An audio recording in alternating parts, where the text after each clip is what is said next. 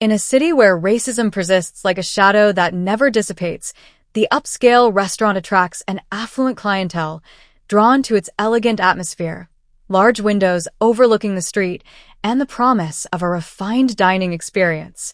The walls are adorned with modern paintings in vibrant colors, while the sparkling chandeliers hanging from the ceiling cast a soft light that seems to envelop every corner of the place. This lavish decor creates an illusion of sophistication and modernity, making it seem as though this place is a sanctuary of culture and class. But behind the golden doors, a much darker reality hides, an insidious and deeply ingrained culture of discrimination, masked by the veneer of so-called friendliness. The restaurant staff, though skilled and dedicated professionals, find themselves trapped in a rigid and unjust system that values appearance over humanity. The head waiter, Pierre, a man in his 40s, serves as an example of this mentality. His meticulous posture and authoritative gaze suggest great experience, but also blind conformity. While he is known for his professionalism and efficiency, his attitudes and judgments toward clients are often tainted by racial and social prejudices. Black clients or those from modest backgrounds are often treated with cold indifference, sometimes even contempt, while white upper-class clients are greeted with excessive smiles, exaggerated politeness, and impeccable service. Pierre embodies this implicit social hierarchy, where privileges are reserved for those who conform to an ideal of racial purity and economic status. One particular evening, a man enters the restaurant, disrupting the delicate balance of this social microcosm. He is Charles, a black veteran in his 50s, whose imposing presence and natural dignity immediately capture the attention of the other patrons.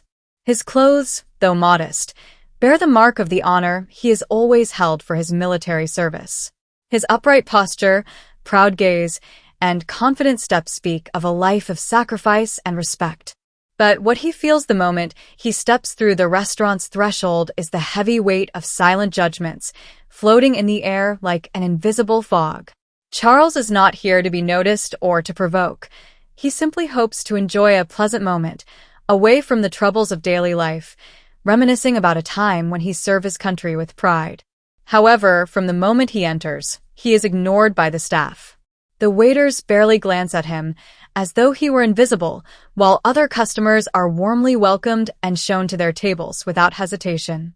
Pierre, upon seeing Charles enter, immediately stands up and whispers to a waitress, "This is not the place for him." His words, cold and laced with contempt, echo through the space, spreading palpable humiliation.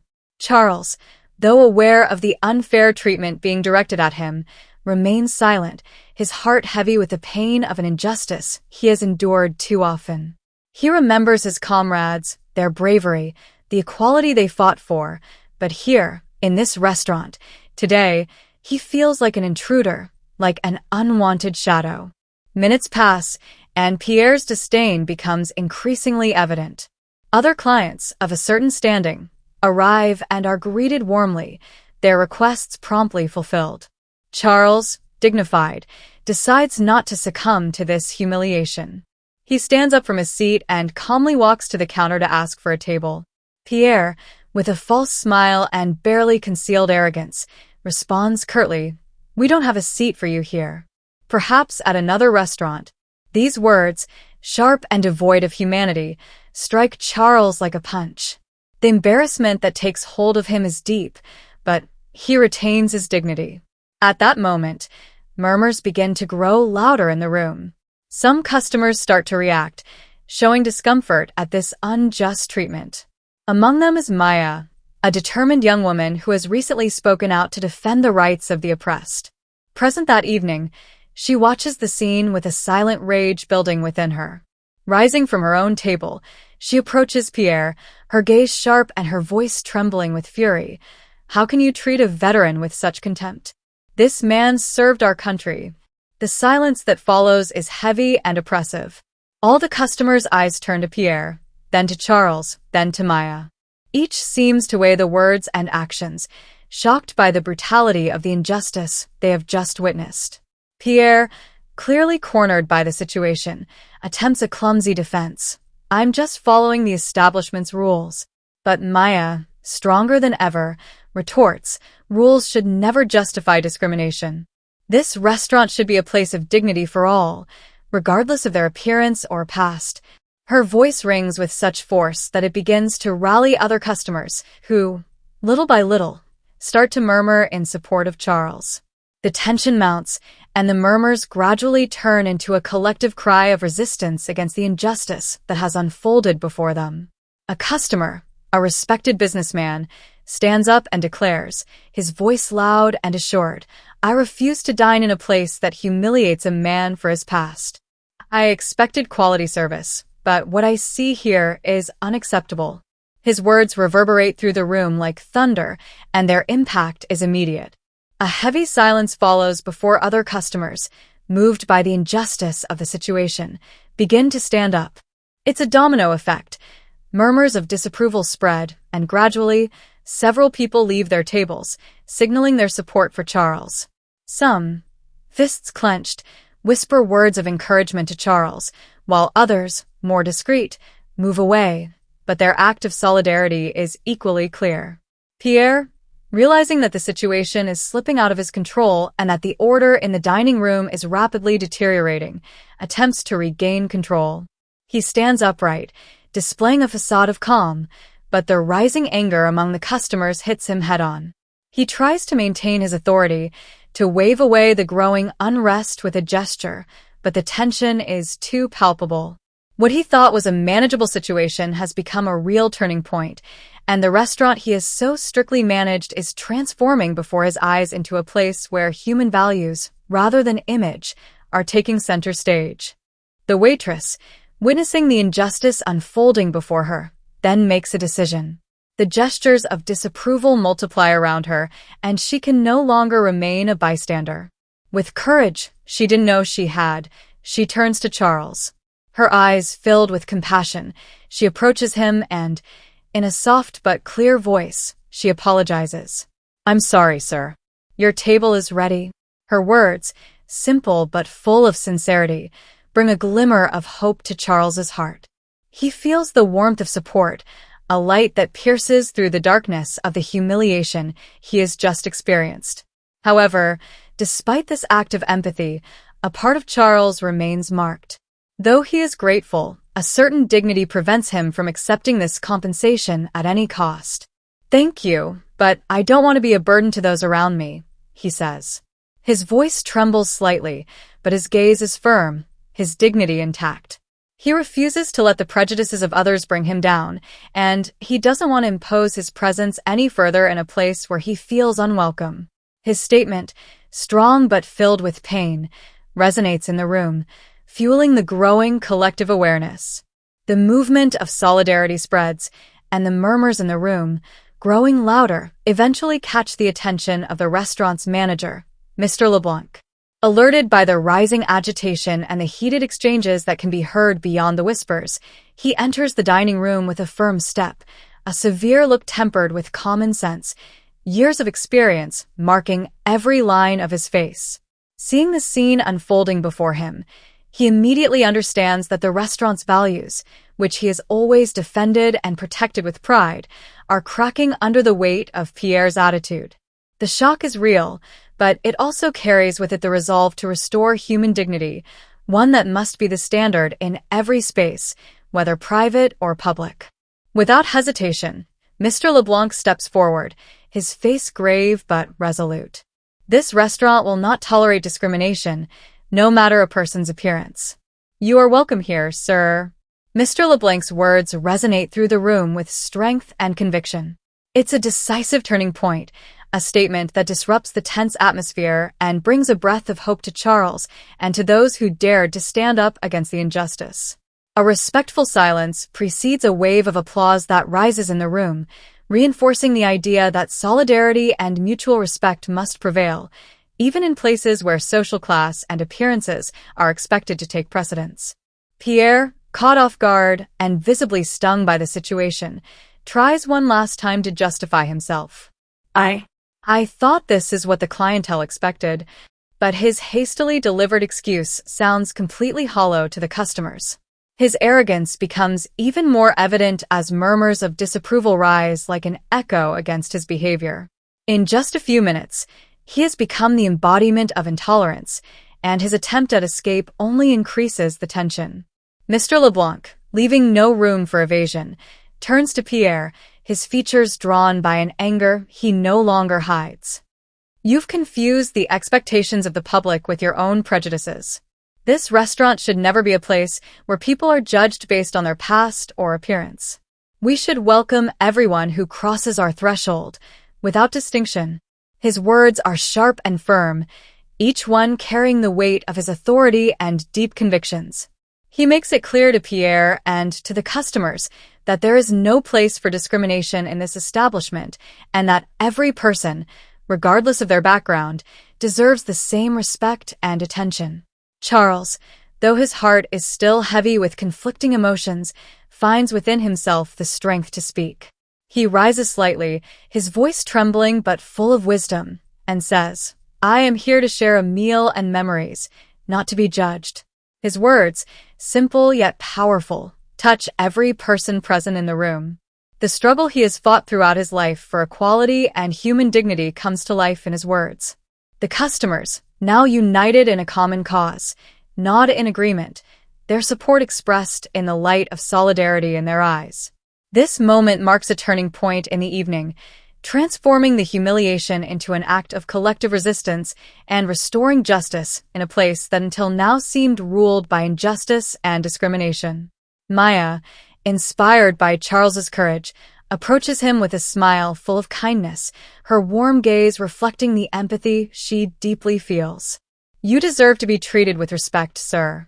We are all here to celebrate diversity and inclusion, not to judge by superficial criteria," she declares in a strong, clear voice filled with palpable conviction.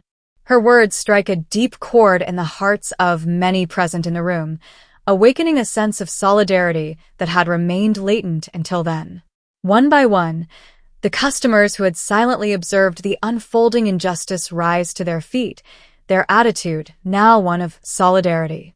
They join their voices with Maya's, offering Charles their moral support, and in an instant, the room transforms into a space where unity and human dignity take precedence over judgment and hatred.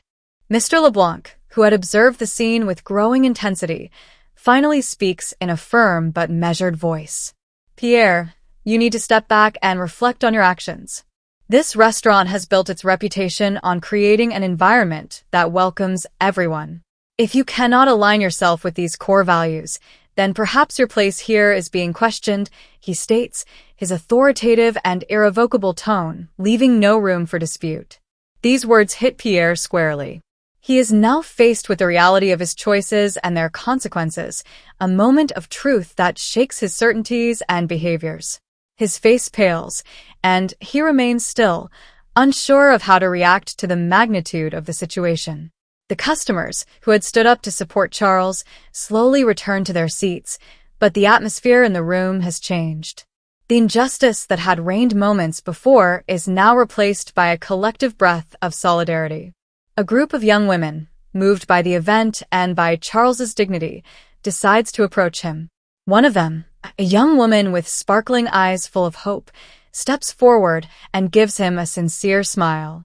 "We would like to offer you a drink to celebrate your courage," she says, her voice gentle yet full of respect. This gesture is not only symbolic but a concrete act of support that melts away some of the coldness of the initial situation. Charles, although deeply moved by this unexpected gesture, remains modest. "Thank you, but that's not necessary. Your support is already more than enough," he replies, his voice filled with gratitude and dignity. However, Mr. LeBlanc, touched by the evolution of the atmosphere and eager to give the evening an even more symbolic dimension, approaches Charles. With calm but benevolent authority, he offers a gesture of recognition. "Please accept our invitation, sir. Tonight, we will dine together. Your story deserves to be heard, and you are not alone." This simple but powerful gesture brings Charles a form of comfort he never imagined finding in such a place.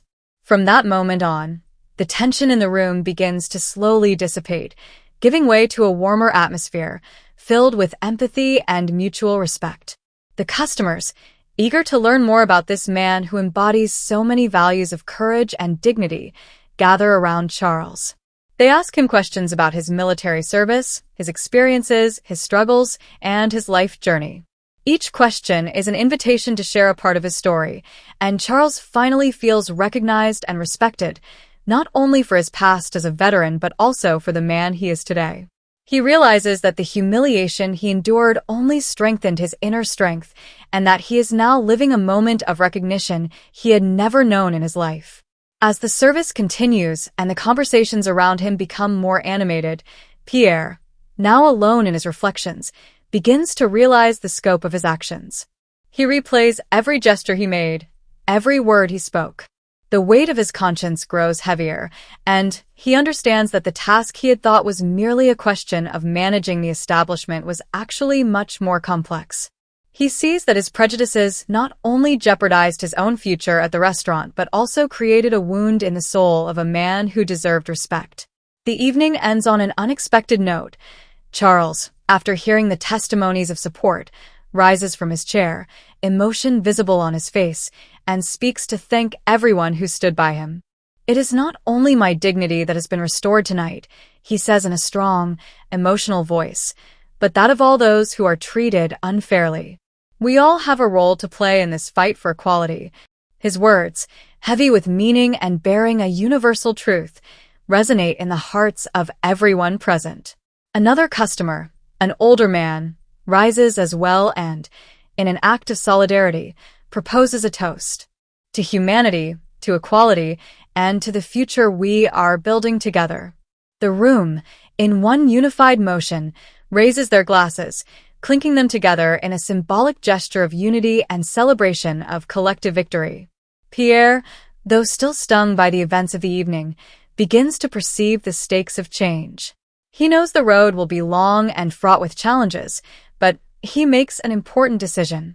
In the following weeks, he begins to engage in diversity and inclusion training, seeking to repair the harm he caused, now convinced that every person deserves to be seen and respected for who they are, regardless of their origins, past, or appearance. The restaurant Le Gourmet de la Ville, once a place marked by discrimination, is transformed through this memorable evening into a model of hospitality and respect. This transformation inspires other establishments to follow its example, convinced that inclusion and diversity are not just values to defend but principles to embody in every action and every decision. Charles, Maya, and all those who took part in this struggle know that they made a difference that night, and together, they commit to continuing the fight against discrimination, one meal at a time.